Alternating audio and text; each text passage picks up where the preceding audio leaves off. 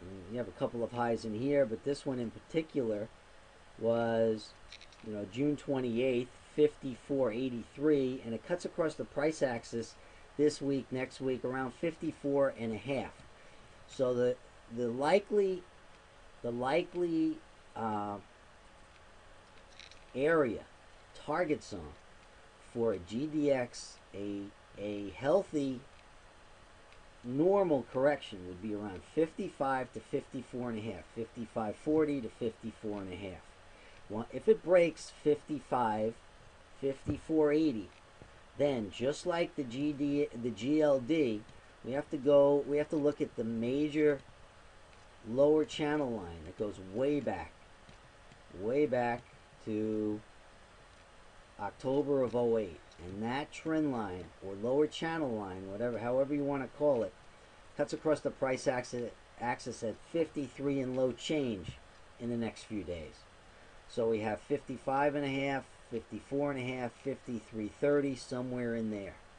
And I would expect that if the GDX did that, then the next move in the GDX from the lower channel would be up, along with the overall market. And that the GDX will be the vehicle of choice, the mining sector, rather than cash gold, rather than the GLD. That's my perception now based on these charts. Okay, one more chart, which I think is important that we look at because it is what it is. It's Freeport McMoRan, and it is an amazing chart. Okay, so if I just draw the major trend line in here, let me just draw it so no one accuses me of being too sloppy with my trend lines. Okay, here it is. Let's clone it. We'll put a channel on it. Get rid of this a little bit up here. And you can see, so we have a parallelogram off of the December '08 low at 1570, if you can believe it, in FCX, Freeport McMoRan. Now there's a cluster of highs, and if we use the secondary highs,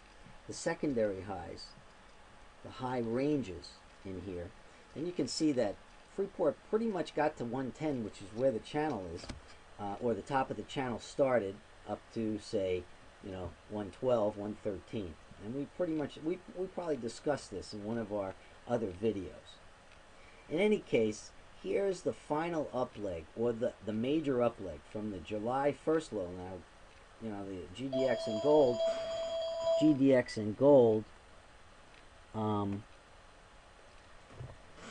and gold actually bottomed in here at the end of July. Is this the end of July? No, it's the end of August. Right in here. So, with that in mind, this entire rally from this low in here in July, 56 and change, to what, 109, 108, 108.70, traversed the channel and now is rolling over. It's drawing the trend line, and so far FCX is holding up extremely well, much better than gold, I think, better than the GDX, I think. And so this bears watching. It too has the potential to gap down below 100, where it gapped up from, and this is probably the fourth. Yeah, the fourth. That's right. The low is 99.85 on the fourth, and the high on the third was 97.85. So we have about $1.70 gap area in here. That if FCX gaps down, then you leave an island up here, an island cluster up here, similar to the GLD. What would happen then? It would also break the, the September, October, November uptrend line, and chances are FCX will do some damage at that point. But where would it go? So you have prior highs back here at, in January at 86 and change. Had a prior high on a rally at 80, 87. How could this be 86 and change? This is 90, 30.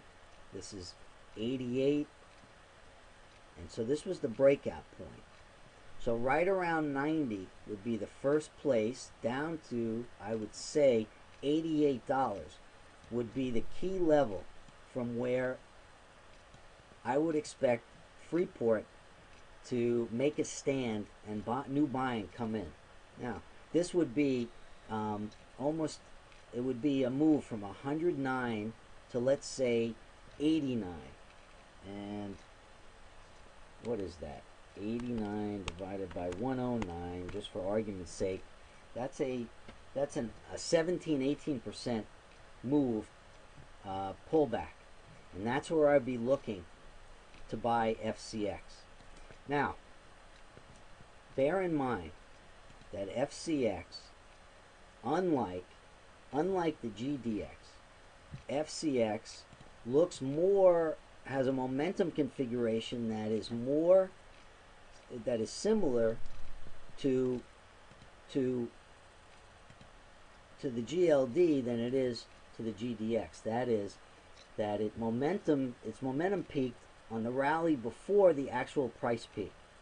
So now Freeport is a crazy one, and we all know how crazy it can get. So if Freeport was to make good on this divergence, that is to say, that if it was to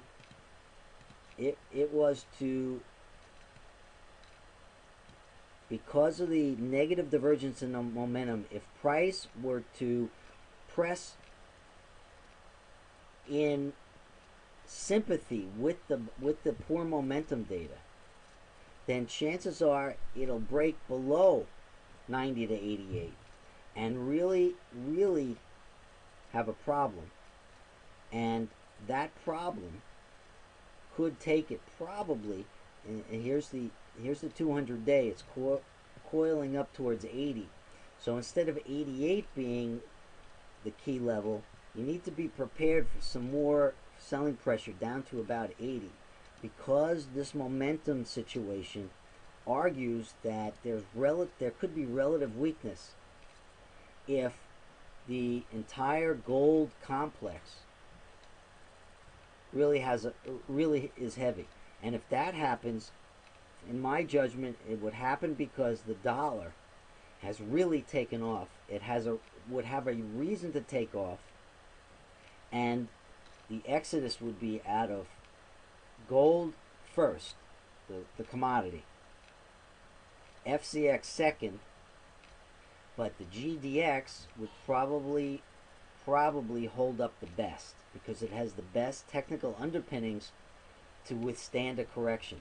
That's not to say that you should stay long all the way through it, but it is to say that